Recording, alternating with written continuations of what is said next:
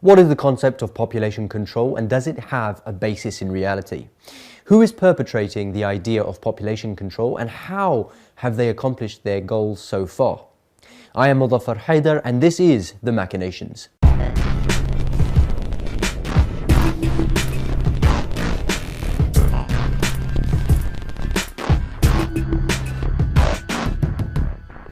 When it comes to population control, we have to understand that those in power do not want you to have children. Before we dive into Dr. Kate Godfrey Fawcett's research, we'd just like to make you aware of something that perhaps you didn't know about before. They're known as the Georgia Guidestones. The Georgia Guidestones are a mysterious granite monument erected in 1980 in Georgia, the United States. Now, this structure is sometimes referred to as the American Stonehenge. Upon the stones are written a kind of new 10 commandments for the new age, written in English, Spanish, Swahili, Hindi, Hebrew, Arabic, traditional Chinese, and Russian. Sister Zainab Thani is going to read these 10 guidelines for us. Thank you, brother. Inscribed on the stone are the words, "Let these be guidestones to an age of reason," with 10 guidelines written, which I'll just read. 1. Maintain humanity under 500 million in perpetual balance with nature. 2. Guide reproduction wisely, improving fitness and diversity. 3. Unite humanity with a living new language. 4. Rule passion, faith, tradition, and all things with tempered reason.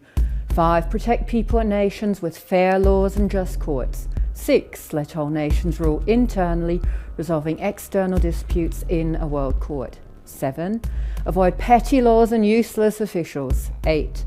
Balance personal rights with social duties. And 9.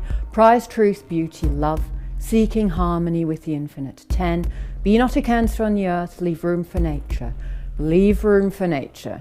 Now, it's important for us to remember that such people often use delightful language to present something quite sinister. If we say that the population of the Earth today is 7.5 billion people, then in order to maintain humanity under 500 million implies that 7 billion people must die or be killed. Population control is a lot about depopulation. We must recognise that as well as resources and political conflicts, there may be other hidden motives behind the wars we see around us in the world today. Thanks, sister. Now, how weird is that? Now, some might pass this off as conspiracy theory. Okay, cool. You explain why the Georgia Guidestones exist, why they were made, and why a lot of the policies being pushed by the West today appear to advocate for population control. The US is undoubtedly the most powerful country in the UN, and its main concern is to reduce world population. The Kissinger report of 1974 was the turning point for this depopulation strategy. It claimed that US national security was contingent on the introduction of population control measures in underdeveloped countries. The International Planned Parenthood Foundation, the IPPF, was one of the main UN partners for this strategy.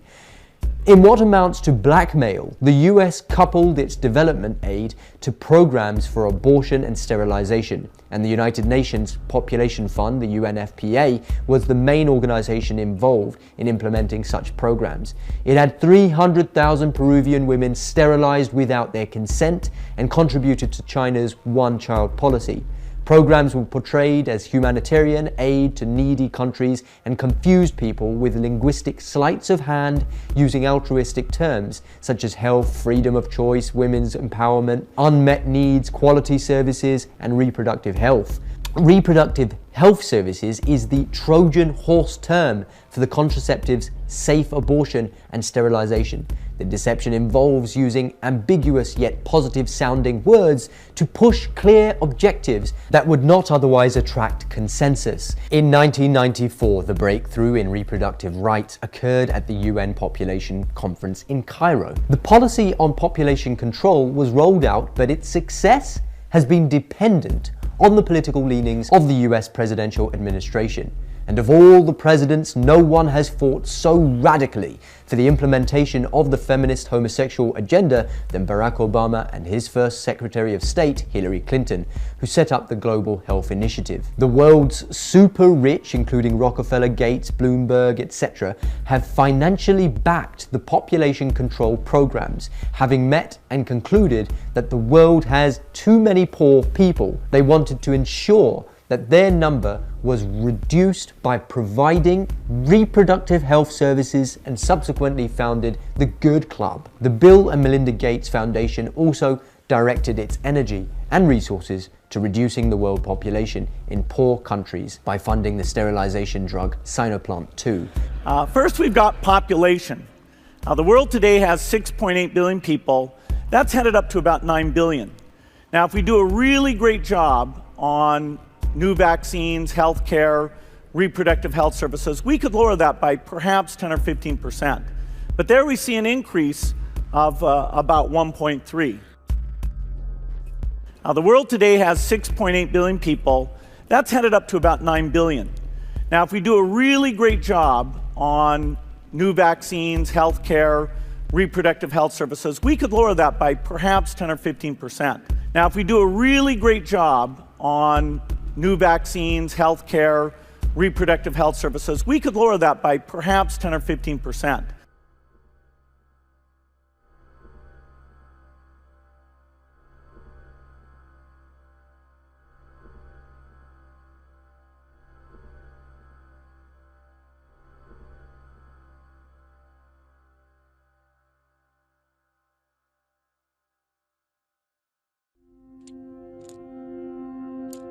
In this year's annual letter, Melinda and I take the toughest questions we get asked and give our answers. One that's come up for a long time is, as we make the world healthier, is the population going to get so big that feeding everybody and maintaining the environment is going to be impossible?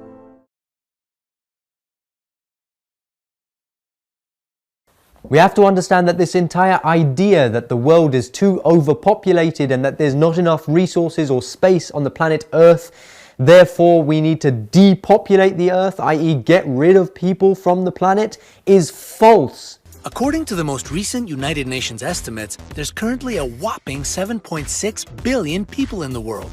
Imagine putting all those people in one place. First and foremost, we want to be comfortable, right? I don't know about you, but I don't like elbows poking my sides or getting my feet stepped on. So, to keep everybody comfy, we'll give each one the same amount of space they'd have if they were in a casket standing on its end. Morbid, I know, but it helps with the calculations. A standard size casket is 84 inches long, 28 inches wide, and 23 inches high. But since we're going to be standing them up straight, we're only concerned with height and width. So, each of our caskets will take up about 25 square inches of space. With 7.6 billion of us, that adds up to 190 billion square inches, which equals 47 square miles. Not as impressive as you were anticipating, right? Me too. So no, we wouldn't take up an entire continent and not even a whole country. We'd fit into just 3/4 of Liechtenstein, a tiny country in Europe that's roughly the size of Washington, D.C. Actually, D.C., with a total area of about 68 square miles, is even a tad bit bigger than Liechtenstein, which has an area of just 62 square miles. You know what? We might be more comfortable if we spread out a little more. We'll move away from Liechtenstein, though, and choose somewhere we'd have a bit more wiggle room. New York City. It even has distinct boroughs to make division easier. Approximately 590 million people can fit in Manhattan, 1.4 billion in Brooklyn, 2.89 billion in Queens, 1.3 billion in the Bronx, and 1.51 billion in Staten Island. With these numbers, our living situation would look like this. Europeans could go to the Bronx, North and Central Americans to Manhattan, Africans, South Americans, and Oceanians to Brooklyn, Chinese, Indian, and Japanese people to Queens, and the remaining Asian countries to Staten Island.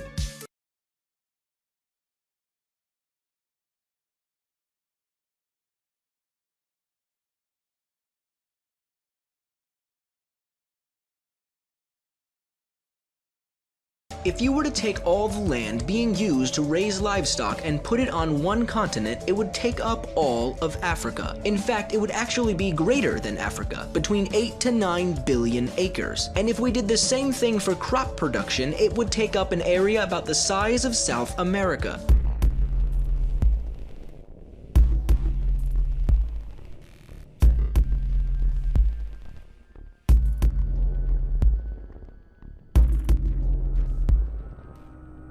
It's just scientifically, geographically wrong to suggest that the planet Earth does not have enough space or resources for the entire human race. At the density of Singapore, we could fit the entire human race into just the states of Texas, Oklahoma, and Louisiana, already considerably smaller than at the New Orleans density. But we're going to keep on getting even smaller. At the density of Manhattan, we would be looking at a city about the size of Ecuador here in South America, and if we had a city with the same density we see in Manila, then everybody in the world would fit inside the US state of Missouri. But to get even more frightening and claustrophobic, our global city with the same density seen within the Dharavi slum in Mumbai would be about the same size of New Jersey. And finally, at about the absolute real-world limit, if we built our global city with the same population density as Kowloon Walled City, we would fit every single person in the world into an area about the same size as Palestine, which itself is only about half the size of the Tokyo metro area. In 2012, in London, Melinda Gates and the British government held a family planning summit at which 2.1 billion euros were pledged for contraception and sterilization initiatives in poor countries. But it also marks a new beginning for all of us. First, we are bringing far more resources, as you will hear today, to this effort than's ever been done before. It's an effort that's being led by the developing countries themselves. UNFPA would implement the program, which would be provided by the IPPF, the world's largest abortion organization. However, there is evidence to suggest that fertility rates are actually reducing. The UNFPA thus use scare tactics of overpopulation in order to raise funds. Their agenda is tantamount to global racism and implies that only the wealthy are allowed to reproduce. Part of their depopulation agenda is the very notion of abortion as a human right, which Sister Zainab Thani will discuss in more detail. Thank you, brother. Our previous episode on the key protagonists of the sexual revolution ought to have made it very clear how disturbing and despicable the act of abortion is, and how it is being promoted through nice-sounding yet hollow slogans like pro-choice, freedom. Abortion became seen to be a human right through the persistent use of repetition in order to create the false impression that reproductive and sexual health rights were binding components of the human rights treaties already in existence. At a networking conference at Glencove in 1996, it was agreed that treaty monitoring bodies could convert soft norms into hard laws.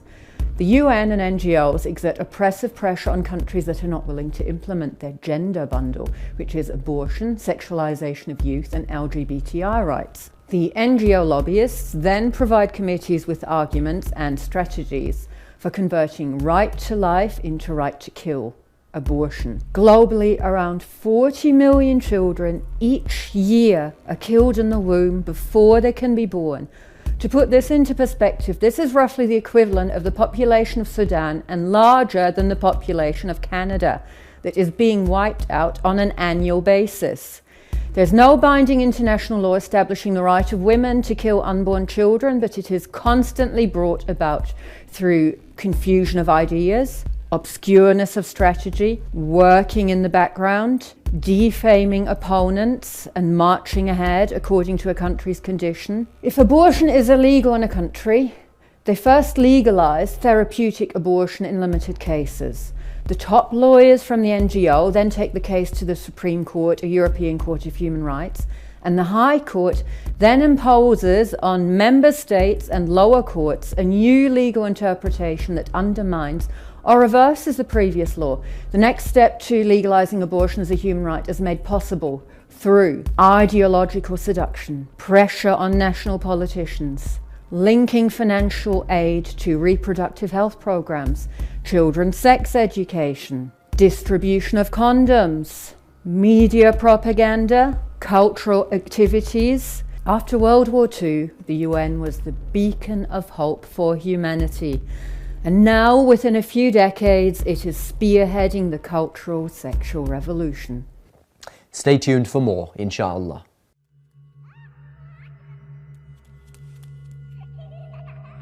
Hi everyone, this video is going to be about the gender spectrum. The whole society is being gendered. 76 genders. Excuse me, it's ma'am. It is ma'am. You have a belief that this child wants to be a little girl. You have a belief that this child wants to be a little boy. So it's basically a guide for sexual activists. If you speak out,